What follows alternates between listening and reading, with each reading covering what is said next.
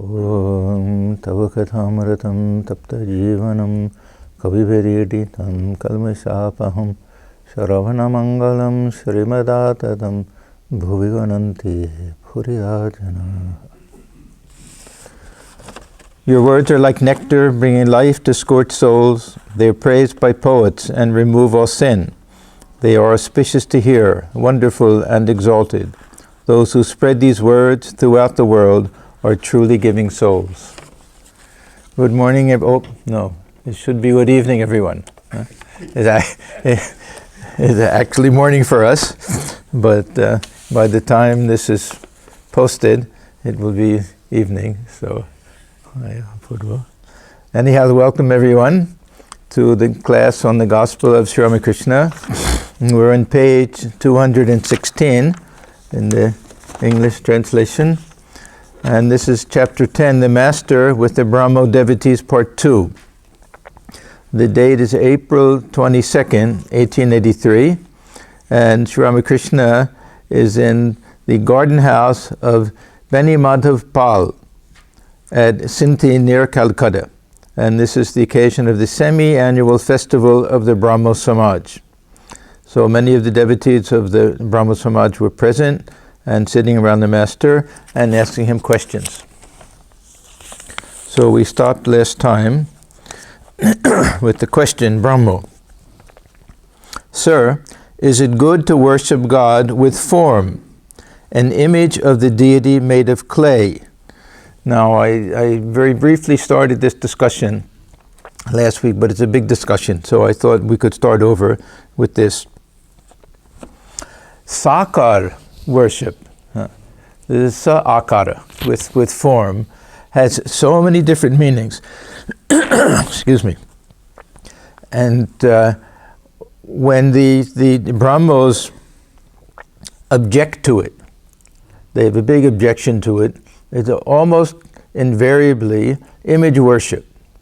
But this is a very small part of what we mean by worship of God with form. When Sri Ramakrishna talks about it, he has a very expansive view of it.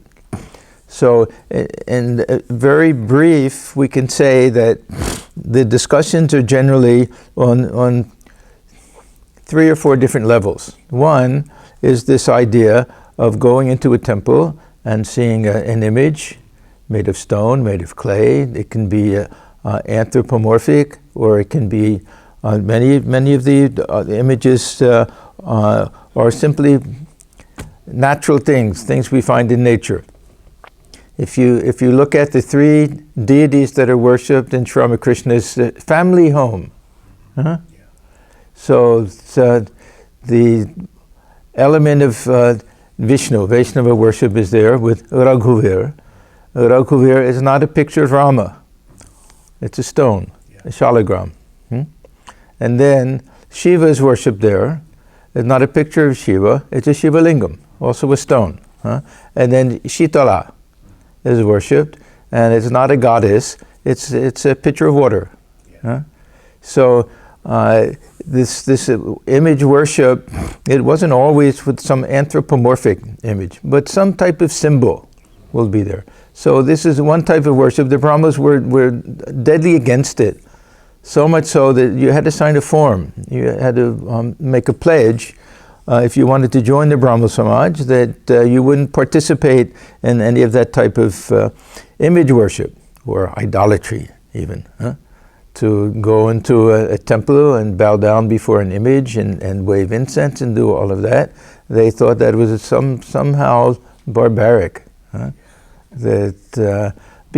Partly because this was the attitude that the British had. And remember, this is British India at that time. And the Brahmos were highly educated people, or they thought themselves to be educated people, and modern people, and westernized to a large extent. And Keshav, of course, went to England and had a meeting with Queen Victoria. It was very, very big deal and everything. So they were very much against that. Now, for Sri Ramakrishna, first of all, he had no objection to that type of worship. He himself did it. That Swamiji used to say, how can I say anything against the worship of God through the image when Sri Ramakrishna himself had first vision of Mother Kali in front of the image and as a worshipper of the Divine Mother. So this is one aspect, but we have all of these other aspects, all of the different gods and goddesses, or the avatars. These are also can be considered worship of God with form. So even if we don't have that image before us, if in the mind when we sit for meditation, we're picturing the image of Shiva in our mind. This is also some type of sakar worship of God with form. Now, what if we simply worship God as not nirguna but saguna, as having some type of qualities and attributes? The Brahmos didn't mind that. They didn't mind that too much, but still, it's a borderline. It's not this infinite absolute reality. It's now we add some little personality to it. In the Upanishads, the personality is not very much emphasized. It's more Shakti. It's more the power. Not so much that God is there listening to our prayers, but God has that power to project the universe and sustain the universe and withdraw the universe. These three powers that we know. Then the final one, which is also very interesting and goes back to the Vedic period, is that this whole universe is the form of God. This Virat idea, that God is not simply transcendent, God is immanent, God dwells within this universe is the form. We have the Purusha Suktam, that we can picture the sun and the moon as the two eyes of God, and like that we're looking at this universe, but we see it as the divine person, divine body. This is also some type of sakara worship of God with form. So the Brahmos, they objected to this, what they call worship of God with form, because they restricted it very much to one particular aspect, this image worship. They were really trying to base their whole theology, you can say, on the Upanishads. If they had thought very deeply about it, they would have seen in the Upanishads that you have not just Nirguna Brahman, but Saguna Brahman, and you have Brahman, you have the concept of Virat, that the universe is this manifestation of Brahman on some level. So this is the question. Is it good to worship God with form? And then he says, an image of the deity made of clay. So Mrinmoy, they used to use that term. Thakur would sometimes, the first time that M said that, he said, why do you say Mrinmoy? It's Chinmoy. It's the embodiment of consciousness itself. And M was very confused. He didn't quite know what that meant at that time. But in any event, this is the question. And Sri Ramakrishna, he answers, you do not accept God with form, that is all right. So his attitude was not to disturb anybody's inner feeling, whatever their spiritual mood or attitude was, not to disturb it, but to tweak it. Sometimes if he saw that there was something lacking in it, or it was one-sided, or it was a little bit too fanatical, then he would try to counterbalance it somehow. Other times he would say, no, you're okay. Don't worry too much about it. You don't accept it. You don't accept God with form. That is all right. The image is not meant for you. So he's also saying, okay, what you're really asking me, I know is image worship. You're saying this worship of God with form, but I know what you're really saying is, what about these foolish people who bow down before a stone image and a clay image? Don't we have to teach them that God is not stone or clay? That was M's first argument with Sri Ramakrishna. So he's being very kind and sweet to them. Of course, he's invited to their place, and this is their semi-annual celebration. So he's telling them what they like to hear and what they need to hear, because he did take that attitude that God can be realized through any path. Very often he would say, yeah, but don't think that yours is the only path, that's all. For you, it is good to deepen your feeling toward your own ideal. From the worshippers of the personal God, you should learn their yearning, for instance. Now, another interesting thing is that Sri Ramakrishna always looked upon the Brahmos as bhaktas, devotees, worshipping God as personal God. And I think the Brahmos looked upon themselves as jnanis. Not so much that they had their devotion and everything, but as I said before, they were following the Upanishads. This is the Jnana Yoga. This very traditional type of Jnana Yoga is to study the Upanishads. But Thakur said no, that you don't have that drive, because in Thakur's eyes, the Upanishads meant Advaita Vedanta, and that meant impersonal God. Because that was the outstanding school of Vedanta in those days. Even today, when people discuss Vedanta, generally they mean Advaita Vedanta. That means impersonal absolute Brahman. Even though, if we look at all the different schools of Vedanta, the followers of Advaita Vedanta are probably a very small minority. Look at all the followers of Ramanuja, and Madhva, all of the dualistic schools, Vaishnava schools, and other schools. They'll far outnumber the Advaitins. But philosophically, it has a tremendous importance, and the influence of Shankaracharya was especially great. Sorry for worshipping the non-form of God, like Brahman, you have to have a mind of a certain higher caliber, because you focus, you don't, like we need an image to focus. I don't know what they're thinking, like Buddha never had an image, that was Advaita. Yes. Yeah, this is a difficulty. The question is that suppose we do like this idea of the formless absolute, then how do we practice meditation? If we look at the meditation in the Upanishads, we have two different types. One is not exactly meditation, but deep reflection on the truths of the Upanishads. This is called nitidhyasana.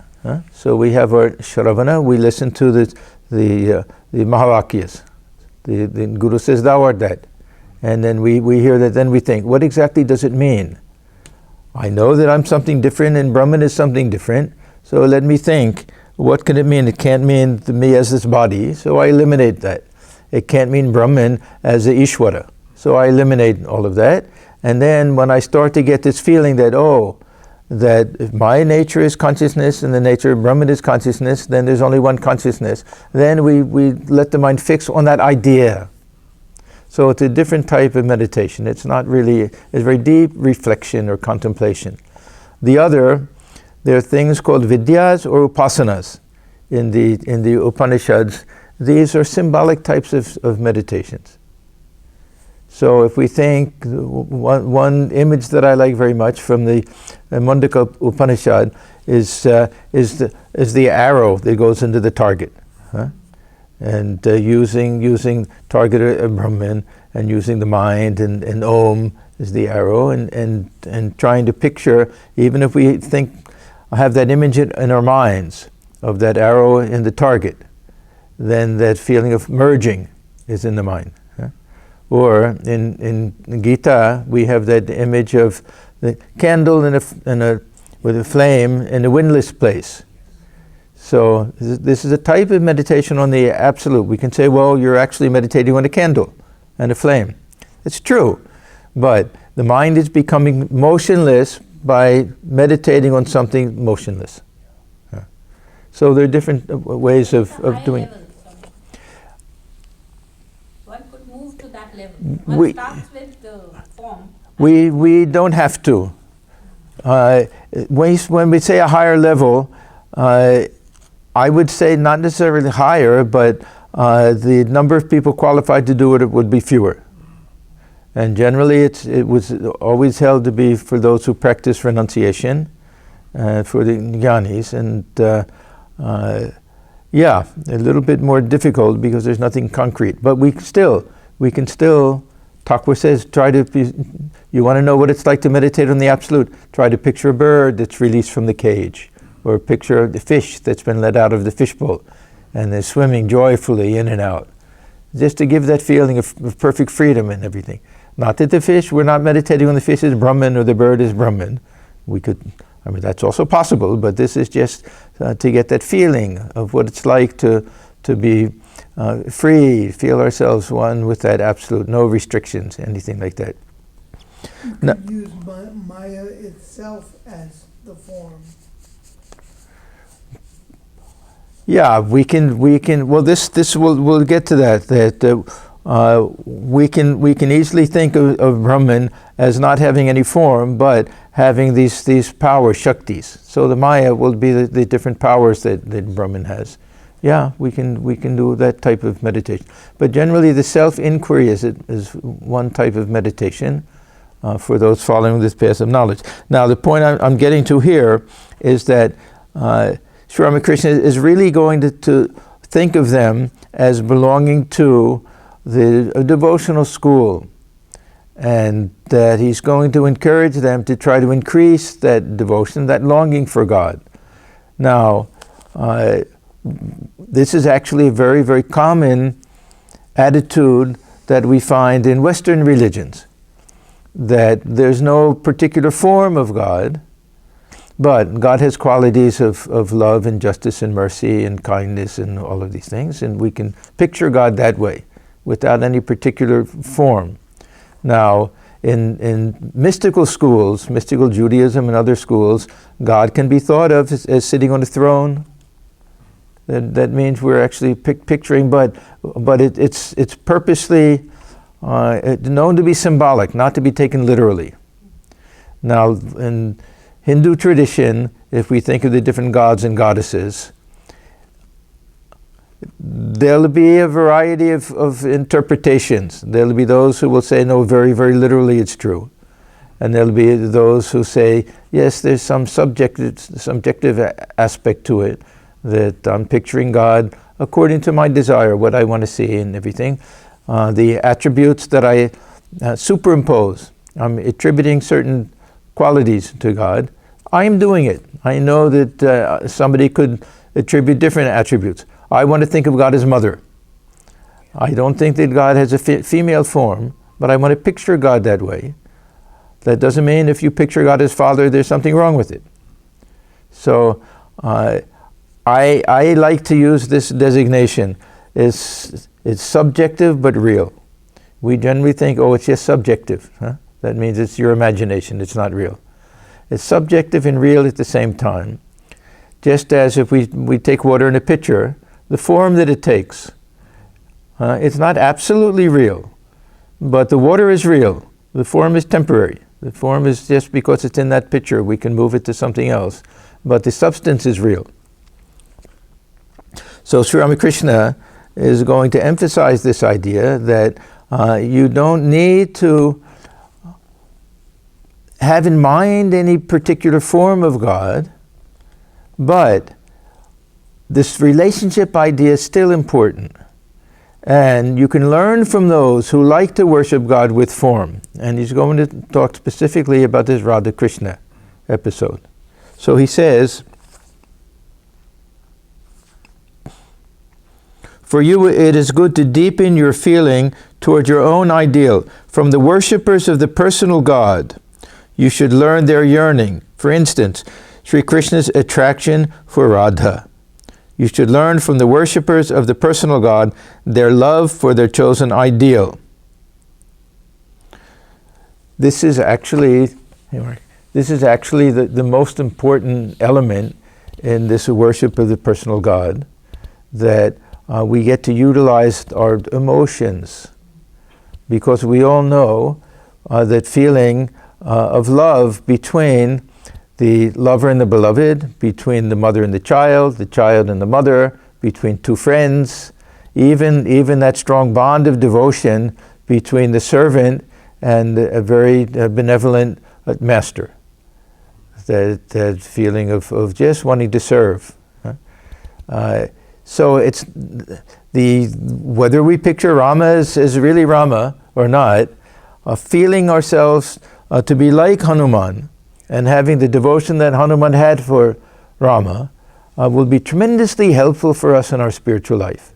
Now, with regard to Radha and Krishna, it's this idea of Bakulata, this tremendous longing. When Radha was not with Sri Krishna, how her heart would pant. Huh? And she couldn't bear that separation. So he's saying, you don't have to accept as Radha Krishna thinks. He says it in a few places. You don't have to accept that was real. It doesn't even matter. Was there ever a young boy and young girl and they lived in Vrindavan? It doesn't matter.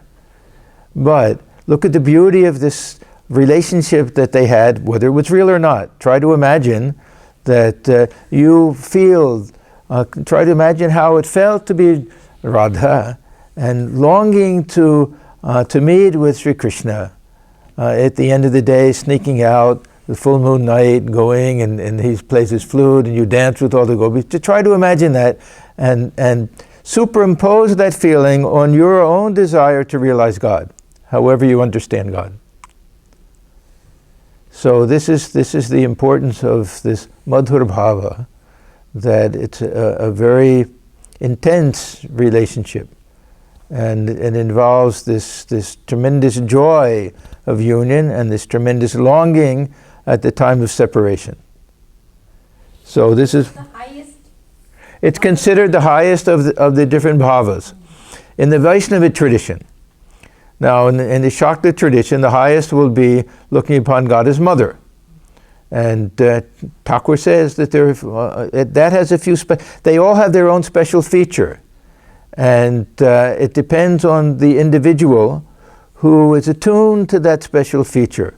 Worshipping God as mother, the special feature is feeling ourselves to be helpless and fully dependent upon the mother and fully accepting and surrendering, accepting whatever comes to us as whatever comes is the grace of the mother. And I'm like a helpless child. Everything depends on the mother. Those who have that feeling, then this is a perfect attitude for them. So those who have this feeling of strength and they're active and I can do anything, then Hanuman, then Mahavir, then yes, I can do anything for the sake of the master. Let me take this servant attitude. That I'm not going to say I'm helpless, I can't do this, I can't do that, I'm not the doer, I'm not the agent. I am, I can do it, but in the name of Rama. I can do it in the name of the Master, I can do anything. So those who feel that way, who have that sense of pride and that sense of action, then they give it that spiritual twist and it becomes highly effective for them.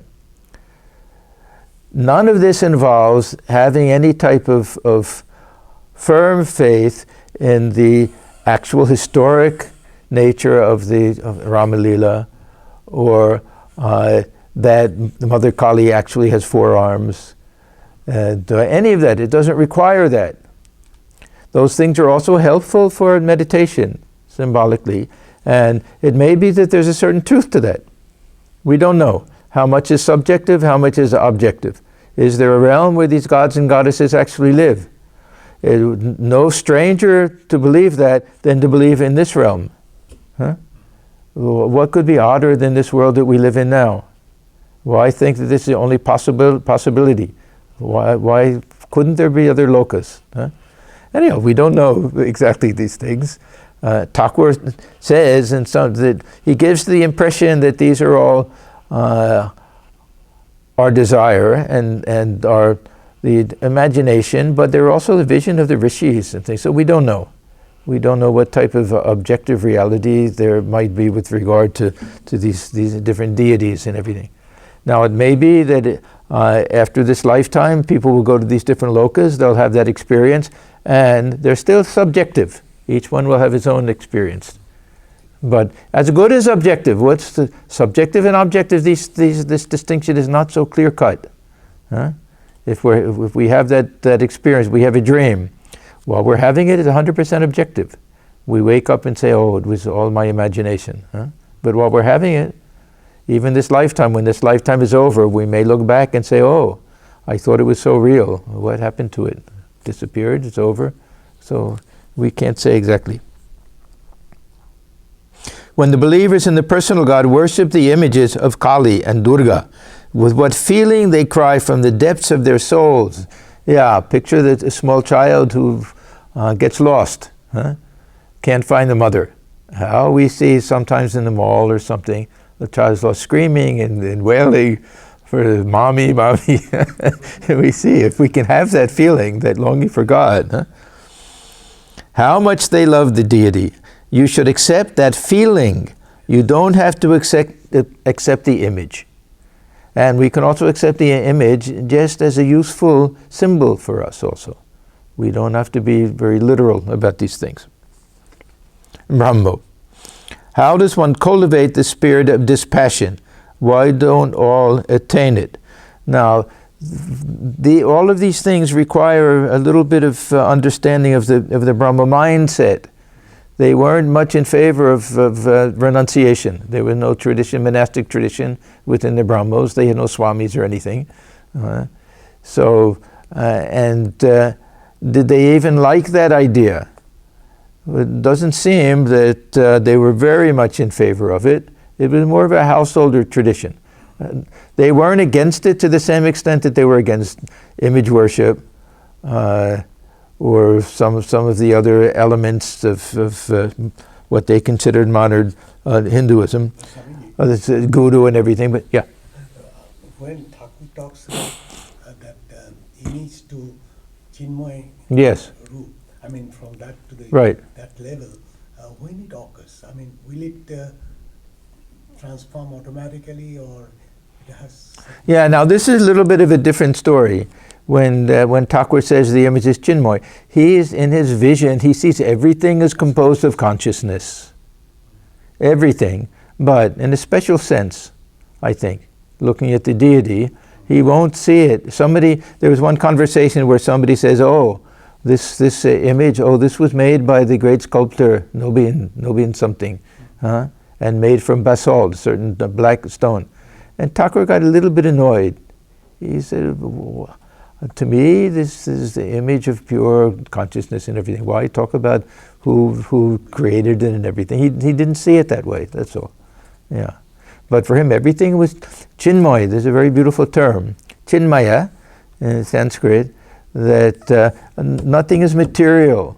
That if we, even the physicist, the quantum physicist, will break everything down to just matter and energy, to just energy in motion, you can say. So what we call matter, even from a scientific point of view, is not exactly the way we see it when we just look at it. But for him, it was even deeper than that. He would see this, the manifestation of Brahman, or the Divine Mother, or Shakti, manifestation of Shakti. So this dispassion, vairagya, is that the term? Yeah. That's used here? Yeah.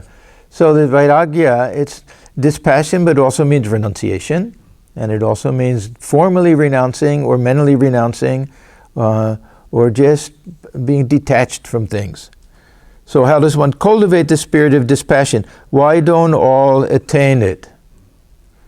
Now, the traditional point of view was that this vairagya or sannyasa came at the end of life. At the end of life. This was the fourth stage. So one had to go through the student stage and the married stage and then retired stage, and then finally this full renunciation, that we progressed that way. Then in different periods of history, these different movements came where people would take to the path of renunciation at a very early age. They could do it right from the student age, as we do now, that this is an option, or at any time in between. It wasn't very good for those who were just taking to married life, to leave the wife at home. The women generally wouldn't be able to do it. Yeah. Although with our who was the first sannyasini of the order? Bharati Prana. Yeah. But she was a child widow, but she really didn't, she kind of ran away from her husband in the early days. But in any event, the tradition was at least stay in the family life till a son is born, to look after the mother. And then if that renunciation is very intense, that one can renounce. This is exactly what Swamiji's grandfather did. That's why Swamiji's father was the, I guess, an only child, at least the only son. And then shortly after that, his grandfather renounced the world. Now, Thakur, he can give different types of answers to this. But here he says, dispassion is not possible unless there's satiety through enjoyment. Bhogante? Yeah. He uses this term. Unless one comes to the end of enjoyment. That means that there's a sense in which we can't really give up something unless we've had a chance to see through it somehow. To see through it. And this is why we have the Gurihastha stage of life, the householder stage of life. What are the two aims of that life? Artha and Kama. This is our same Kamadi Kanchan. Huh? The two things that Thakur is always warning us against as leading to tremendous attachment. These are the same two things that are supposed to be examined, experimented with, only guided by Dharma. This is why Dharma, one of the other, we have Dharma, Artha, Kama, Moksha. And Dharma has to be all throughout. Unless that's there, then we won't come to the end of enjoyment. We'll get drowned by enjoyments. So Thakur had this theory that there are certain types of desires that we should try to fulfill. That's why we see him coming up with these little funny things. Huh? Had a desire to taste the different sweetmeats in Calcutta, famous sweetmeat makers. Huh? So we got all of them. He'd take rasagola, put it on one side of the mouth, roll it to the other side of the mouth, try to feel, oh, this is what people are so mad about. And then they swallow it and said, it's gone in a few minutes. And it'll turn into the same stuff that everything else turns into. So what's the big deal about it? He actually got Mathur Babu to spend a huge amount of money on a very fancy shawl embroidered with gold and silver, whatever it was. And he wore it for a few minutes and he said, it only increases one's rajas. What does it do? Does it help one realize God? And so immediately he took it off, started to stamp on it. Mathur Babu said, no, but don't do that. I can return it, get my money back. Huh? And then the silver hubble bubble. Huh? Does it taste any different with smoking from that than anything else? No, but little desires. So he said some of these things we have to enjoy. And then big things, children, career, all of that. Have a good, successful career, raise nice children and everything, and then say, okay, I've done it. I don't have a desire to do it again. This is one way of doing it. Other things, of course, we keep the company of those who have that vairagya. That's, of course, nothing can touch that. But they don't like that idea too much. So he's telling something that will appeal to them. He's saying what you're doing is okay. That you see through these things. It'll happen at the right time. Satiety, when you don't want any more. Now the problem, there are different types of desires. Some, the more we enjoy, the stronger the desire gets. Addiction. It becomes an addiction, yeah, or an obsession, something like that, yeah. So this is that pouring ghee on fire, huh? That it doesn't put it out, it makes it burn more brightly. But there are others that will do it and that'll be the end of it. I mentioned last time, sometimes with children, they have an obsession for something, a certain type of food, chocolate cake, something like that. So the mother would say, okay, eat the whole thing, till the child's very happy, and then after a while it gets really sick, and then says, oh, I'm never going to do that again. So sometimes we learn that way. Sometimes we don't learn that way. Sometimes we learn by watching somebody else. There's intelligent people. Let the other person get sick, and then I'll also know not to do it. So this is the first answer that he gives. Dispassion is not possible unless there is satiety through enjoyment. Reaching the end, bhoganta. You can easily cajole a small child with candies or toys, but after eating the candies and finishing its play, it cries, I want to go to my mother.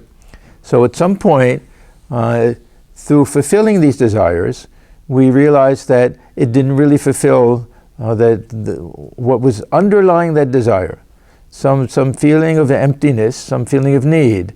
And we think we fulfill it with one thing and we realize that, no, that didn't really do it.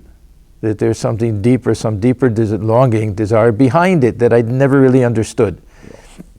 That's when we turn to spiritual life. So, but after eating the candies and finishing its play, it cries, I want to go to my mother.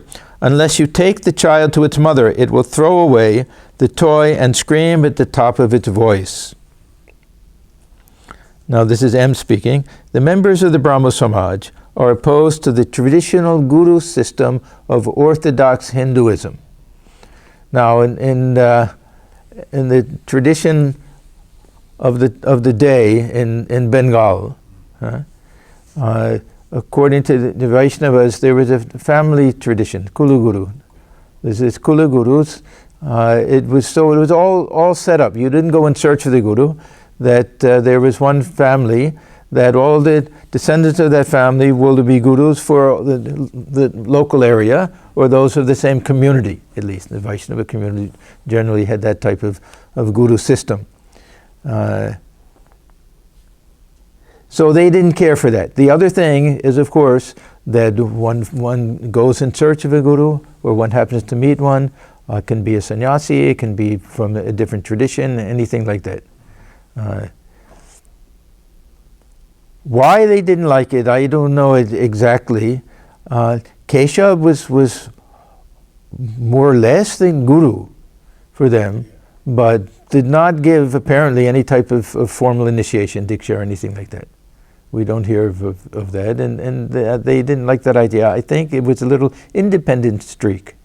That many people opposed the idea, the guru had this idea, why should I rely on somebody else to tell me what to do? Kind of pride. A kind of pride. Yeah. A kind of pride. Generally, when people object to it, if we dig beneath the surface, there'll be a little bit of, I know as much as anybody else. And why should I put myself in somebody else's hands? They tell me to do something, I have to do it just because they tell us. So that's a little bit behind it. Not always, of course, but that can be a little bit there.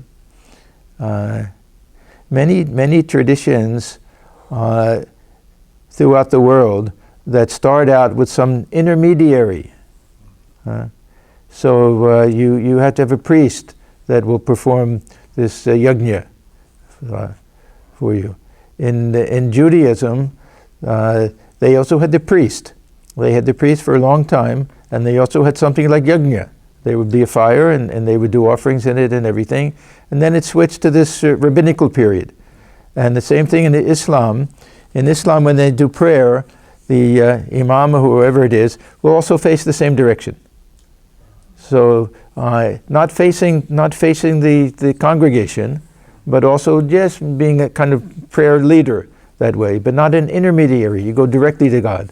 So in the Protestant movements, this was one of the objections, that why do we have to have a priest to go through? We should directly go, and so they'll have a minister that will be someone who will just kind of guide them a little bit, but there'll be some direct access that way. So I think the Brahmos had a little bit of that idea. Why do we have to rely on another individual? Even though the Guru system is not like that, really. They didn't have a very clear understanding of these things, actually. Part of what Thakur did was he tried to explain that the deeper significance of many of the things that they objected to, because they objected to them on a very superficial level, without really understanding the deeper significance of them.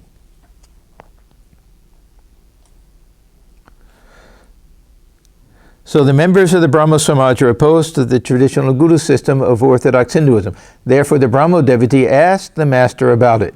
Brahmo, is spiritual knowledge impossible without a guru? Now, Thakur again will give an answer that's very appropriate for them, because he knows they don't like it. He knows that this isn't part of their system. So he says, Satchidananda alone is the guru. Satchidananda, this is the designation generally for Brahman, that this existence and Sat and consciousness, awareness, knowledge, Chit, and Ananda, bliss. So this is more or less saying that God himself is the guru. That you worship that Brahman, that for you that Brahman will be the guru. Now, these things work in two different ways. We can say that that God is the real Guru, or we can say look upon the Guru as God. We have two things. You know, this Tvameva Mata, Chapita Tvameva. I always like to think of this in two ways. God alone is our mother and father. And we look upon our mother and father as God also. Matri Devo Bhava, Pitri Devo Bhava. So both different points of view, different ways of looking at it. So when he says this is a very vague statement, can be taken in many different ways. So they can either feel that, okay, then I don't need any human guru, that God alone is my guru. But the other way is, don't look upon the human guru as a human being. Look upon the human guru as the embodiment of Satchidananda. This is generally what he would say to others. He's being a little vague here because he knows they'll take it in their own way. I heard, Swamiji, I don't know if it's true, that Narada, Yes. he didn't have a guru for a long time, and that went against him. Then finally he got one. Thakur tells this story about Narada. He tells the story that the one day Narada came in the presence of Narayan and Lakshmi. So they're sitting there together and they had some conversation, and then Narada leaves. So Narayana says, somebody bring some Ganges water and sprinkle it where he was sitting. So Lakshmi says, what is this? He's your great devotee, he's such a wonderful person, great person. Then why do you have to purify the spot where he was sitting? So Narayan says, he hasn't received initiation. And there's some idea that we read that it purifies the body. Of course, mostly it's the inner, but even that there's some other type of purification. He tells this story just to show the importance of it. Now he's not placing much importance on initiation, but we know that deep within that he felt it was extremely helpful, extremely valuable. So the funny question, is it impossible? He's not asking, is it helpful to have a guru? But is it impossible to realize God without a guru? There are two very different questions. That Thakur may say that, no, it's not impossible. But your odds go from 75% down to 1%. He's not asking that. He just wants to know, is it at least possible? Because we're being told, don't have any guru, this and that. You know this Krishnamurti, J. Krishnamurti? I used to read him when I was young, and he was very big on this idea. And don't have a guru, don't have a mantra, don't do this, don't do that. A real jnani, and a very genuine, authentic person. I think a very highly realized soul, a very good person. But you have nothing to do. You're not left with anything. I used to say, okay, so now what do I do? Just hear and realize the infinite absolute reality? It'd be nice, but anyhow, those who have a guru know that relationship is the most precious relationship in the world. And the help that we get is beyond all estimation. And the love that we receive. So no one should ask, is it possible to realize God without the guru? We should ask, how can we get that blessing of initiation? Because it's such a huge, tremendous help for us in spiritual life. But again, he doesn't want to disturb their attitude too much. He doesn't want to say, oh, you're all fools, you don't believe in initiation, you think that you'll just get it on your own. That is impossible. He's not going to say anything like that. Then he says, so Satchidananda alone is the guru. If a man, a person, can be a woman also, if a man in the form of a guru awakens spiritual consciousness in you, then know for certain that it is God, the Absolute, who has assumed that human form for your sake. So when we say Satchidananda alone is the guru, we can take that as, well, God alone, or that the one who has come in that human form is the embodiment, special embodiment for us of Satchidananda. The guru is like a companion who leads you by the hand. After the realization of God, one loses the distinction between the guru and the disciple. This simply means that the distinction between ourselves and God and ourselves and everyone else disappears. So along with that is the Guru and the disciple. Not that we feel that I'm equally as good as the Guru. It's just he's saying that through the grace of the Guru we may realize our infinite absolute nature, that we're one with the infinite Brahman. So what distinction between the Guru and the devotee? That disappears. Then he quotes a line from probably a song. That creates a very difficult situation. There the Guru and the disciple do not see each other.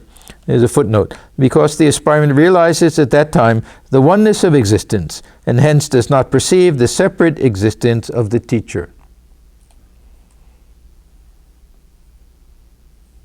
Swamiji once said to Holy Mother, very nice statement, they were talking about that, and Swamiji said something like, if I'm merged in Brahman, then where is the distinction between the Guru? Will I still see you that way? And she said, no, my child. And he said, then I don't want it. I want to be able to look upon you with that reverence and everything. Of course, that was just his attitude at that time. But similar, Hanuman also said the same thing to Rama. At certain level, we are the same. Yes. I would like to Yeah. Yeah. as devotee of Brahma. This is the highest. This first, Srinathe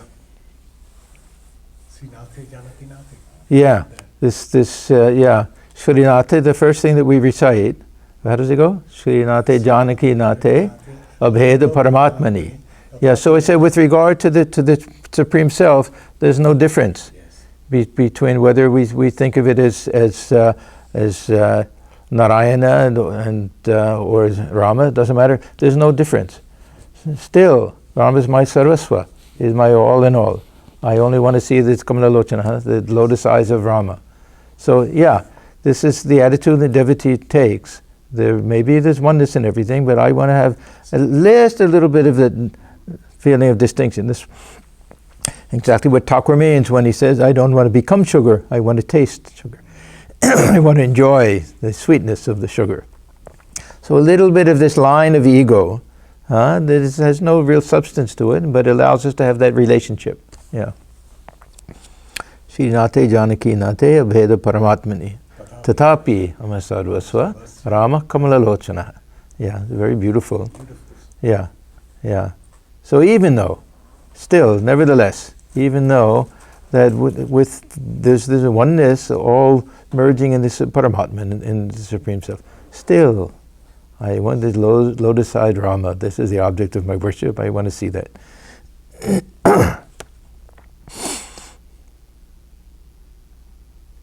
It was for this reason that Janaka said to Shukadeva, give me first my teacher's fee if you want me to initiate you into the knowledge of Brahman. See, this idea of initiation goes way back to the Upanishadic period when the disciple would live in the forest with the guru and serve him and everything. He would show up with fuel in hand, with some firewood, because they had to keep the fire and they had to cook by it and everything.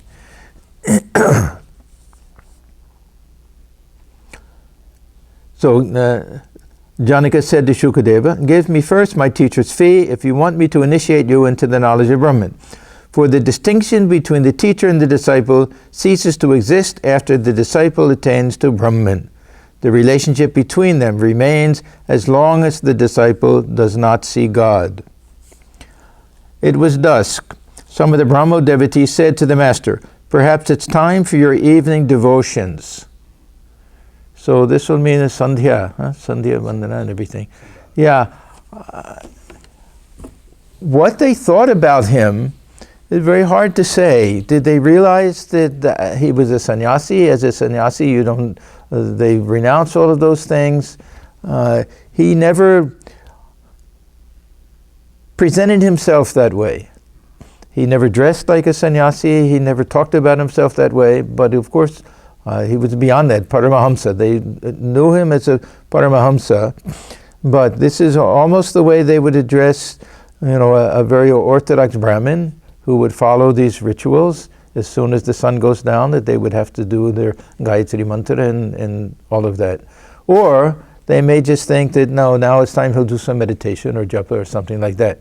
They didn't realize that he was beyond all of these things, far beyond these things. So the master, very sweetly, he's not going to say, what do you think? You have you no sense? Very sweetly says, no, it isn't exactly that. Then he says, one should pass through these disciplines in the beginning. Later, one doesn't need the rituals of formal worship or to follow the injunctions. So this is the distinction between what he calls Vaidhi Bhakti. Vaidhi Bhakti, the word Vaidhi comes from Vidhi. Vidhi is a prescription and a rule that we have to follow, and we find these in the Brahmana portion of the Vedas in the early period. You have to do this, you have to do that, you have to do certain rituals on certain special days, some things, the nitya karmas you have to do every day, very specific things like that. From the point of view of just spiritual practice, we also promise to do a certain amount of japa. We may be told you have to get up at a certain time, you have to do this at a certain time. There'll be all sorts of things that we do. A time comes when they fall off on their own, when we reach a certain state of spirituality. We don't have to decide. It's not that someone will say, well, have I reached the stage where I don't have to do my japa anymore? Huh? When that stage comes, the japa will be going on automatically. And we repeat the name once and we feel overwhelmed with joy. Thakur says, you'll know it. How will we know when we reach that stage? When repeating the name of Rama even once, tears flow from the eyes and the hair stands on end from joy. Then you'll know you've reached that stage. But it'll automatically happen. So for Thakur, of course, it happened quite early. He didn't have to bother with any of these routine and ritual and orthodox types of things.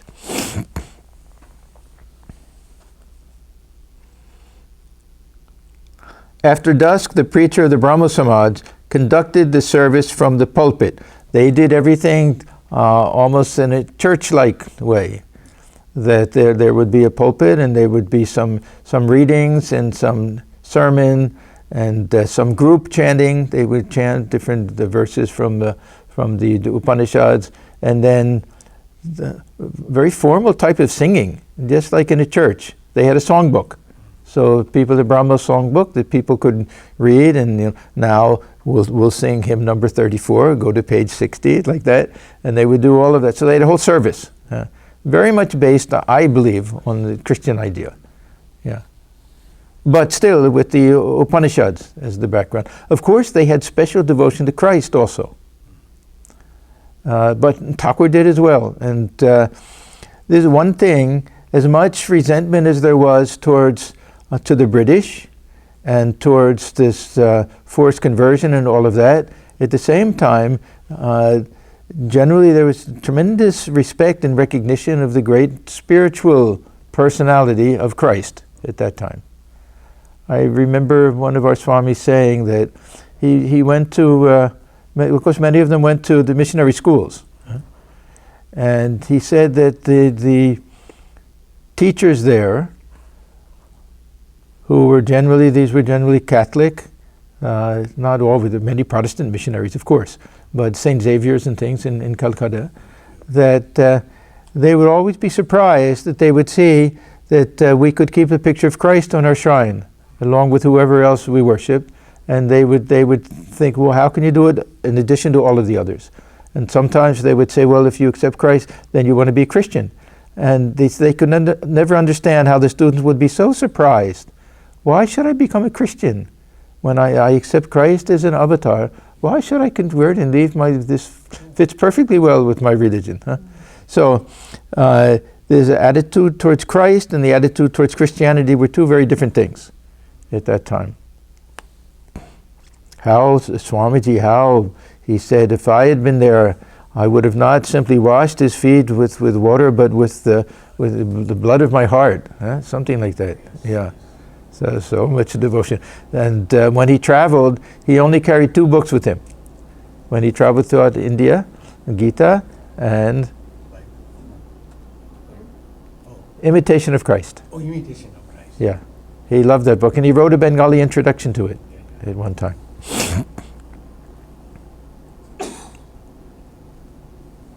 So after dusk, the preacher of the Brahmo Samaj conducted the service from the pulpit.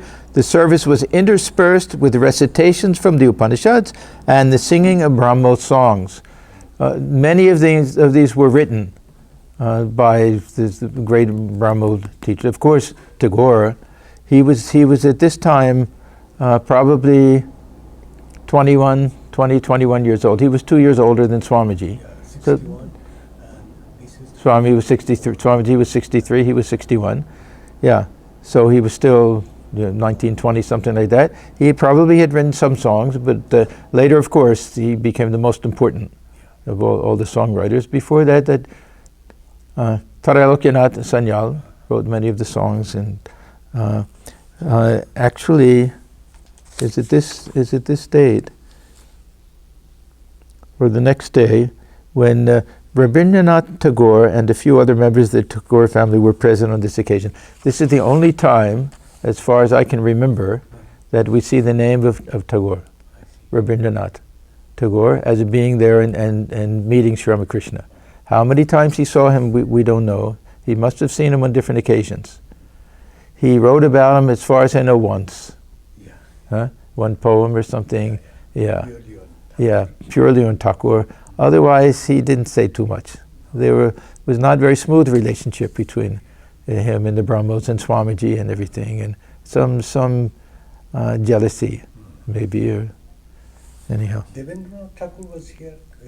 Yeah, Devendranath, that's a different story. Thakur had a long conversation with him. He went to his home and met him and everything. At that time, who knows if Rabindranath was there and saw him at that time also, we don't know. After the service, the master and the preacher conversed. Master: well, it seems to me that both the formless deity and God with form are real. What do you say? Now, I will assume that he's not talking about the image here. That he has a little bit of a subtler understanding of what sakara means, worship of God with form. That it can mean thinking of God in terms of Shiva or Durga or something like that, or even this Virat, this idea of the universe. What do you say? Oh, I'm sorry, this is Sri Ramakrishna saying it. Yeah, sorry. Well, it seems to me that both the formless deity, now he's saying it seems to me. Very funny, huh? He could easily say, I know for certain. I've had that highest realization, there's no doubt in my mind. But he's just, how cute he puts it, huh? It seems to me that both the formless deity and God with form are real. What do you say? Preacher. So the preacher is going to be a little bit subtle with this. Sir, I compare the formless God to the electric current, which is not seen with the eyes, but can be felt. Now, he's not saying anything about God with form here. He's just saying that this is formless. Master: yes, both are true. So first he says, it seems to me that the both are real, and now he's going to say, yeah, they are real. Both are true. As I say, there still may be a subjective aspect to it. Thakur doesn't deny that. If it's true in some absolute sense, then we have a conflict. Is God really in the form of Narayana, really in the form of Durga? But if we're allowed to picture God in that form, then God can take any form. So God doesn't have one particular form. God can take different forms. This is why Thakur likes the illustration of water. Water can take different forms. It still remains water. And these forms don't have to be permanent. They can also change. Yeah, so we'll get all of these illustrations. God with form is as real as God without form, because it's the same substance. Do you know what describing God as being formless only is like? It is like a man's playing only a monotone on his flute, though it has 7 holes. Yeah, in those days, this classical music, there could be one instrument that just plays a drone. It's just the same note, and while the others do all of the improvising. So Thakur would talk about it that way. It's okay, but it's not very interesting. the one who can do all of the different notes. That's far more interesting. Though it has 7 holes, but on the same instrument, another man plays different melodies. Likewise, in how many ways the believers in a personal God enjoy Him. They enjoy Him through many different attitudes, the serene attitude. So this is the thing. It's up to us what attitude we like, and that attitude will determine the relationship, and that will determine the form. And there are some specific ones, all the different, from this Krishna Lila mostly, as the baby Gopala, or as the friends of cowherd friends, or it can just be whatever we like. It can be all different things. M asked Sri Ramakrishna one time, is it okay to meditate on my mother as God? His mother passed away before he went there, and he was very attached to her. And Thakur said, yes, why not? Huh? Why not? God dwells within the mother also. God dwells within all the beings. If that brings that feeling of love and devotion, then that can also be done. So likewise, in how many ways the believers in a personal God enjoy Him? They enjoy Him through many different attitudes. The serene attitude, Shanta Bhava. The attitude of a certain, Dasya Bhava. A friend, Sakya Bhava. A mother, Vatsalya Bhava. A husband or a lover, Madhura Bhava. You see, the thing is, somehow or other, to get into the lake of the nectar of immortality. Suppose one person gets into it by propitiating the deity with hymns and worship, and you are pushed into it. The result will be the same. Both of you will certainly become immortal. So, the particular, see, we argue over the means, huh? We argue over the different ways that we can approach God, when the thing is to realize God. It doesn't matter how we do it.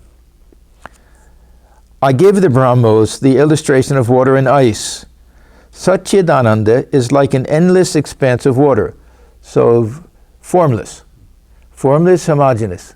Huh? No distinction. Every particle of water is the same as every other particle of water. The water of the great ocean in cold regions freezes into blocks of ice. Now, he can say it freezes, or he can say through the cooling power, Him Shakti of the devotee, it'll form certain particular shapes. Huh. Yeah. So, is it real? We see that ice. Of course it's real. But, is it absolute? No, because someone else will have it'll take a different shape for them, and it can meld back. And even when it's in a form, it's formless. Water is still formless, even when it's in a certain shape, taking a certain shape, because that's its nature, its real nature. Similarly, the water of the great ocean in cold regions freezes into blocks of ice. Similarly, through the cooling influence of divine love. So that means us. Through I want to see God in a certain way, and even Gita says that. So when in whatever way we choose to worship God, and God will give us that faith and that power to see God that way. Satchidananda assumes forms for the sake of the bhaktas. So it's real, but the forms are not necessarily real. Or they're real, but subjectively real, and not absolutely real. Within Maya, they're real. Huh? Within time, space, and causation. Not absolutely real. The rishis had the vision of the supersensuous spirit form. So, nirguna, nirakara. And talked with it. So they had this, they received these mantras and everything. That they were inspired by it somehow. This is the idea of purusha. But devotees acquire a love body, and with its help they see the spirit form of the Absolute. Okay, let's stop here. This will continue. Well, let me read. I'll read the next 2 sentences. It is also said in the Vedas that Brahman is beyond mind and words. The heat of the sun of knowledge melts the ice-like form of the personal God. So, the impersonal absolute is the permanent reality. The forms come and go. That's the only difference. But if we want to access that water, we have to take it in a pitcher, and it has to take a certain form, or else we dive into it. Then we don't bother about anything. We merge ourselves, lose ourselves in it. So the heat of the Sun of Knowledge melts the ice-like form of the personal God. On attaining the knowledge of Brahman and communing with it in nirvikalpa samadhi, one realizes Brahman, the infinite, without form or shape and beyond mind and words. Because the sense of I is gone. There can't be a relationship if there's no feeling of I. No separation, nothing. And anything that can distinguish or separate ourselves from Brahman is gone. The nature of Brahman cannot be described. About it one remains silent. Who can explain the infinite in words? However high a bird may soar, there are regions higher still. What do you say? Preacher, yes sir.